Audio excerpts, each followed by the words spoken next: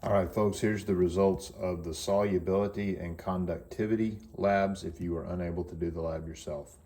Okay, so first thing, you've got the solids in the plate, right? Calcium chloride, wax, potassium chloride, sodium chloride, and sucrose. Now, the easiest way to see that is to put it against a black background. And so there you are, there are the solids.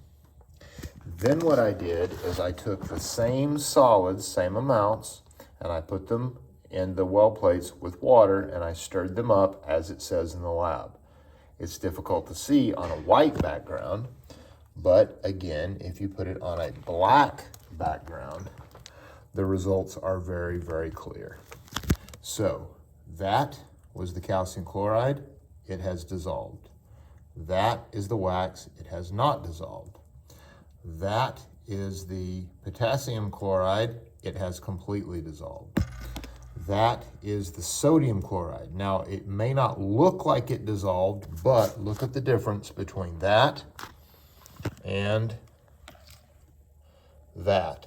There is a great deal more sodium chloride in the dry form that did actually dissolve. And finally, this is the sucrose, the sugar, so that did in fact dissolve. All right, so the next thing we do is we check the conductivity.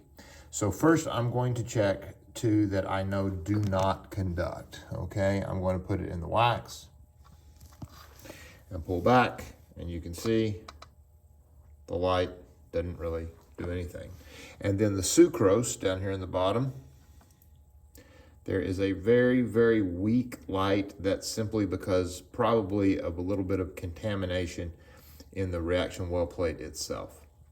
But if I do the others, you'll see what real conductivity looks like. So here is potassium chloride. You can see the very bright red light. Excuse me, that's the calcium chloride. Here is the potassium chloride. Again, bright red light. And here is the sodium chloride. Bright red light. So we have conducts, does not conduct, conducts, conducts, does not conduct.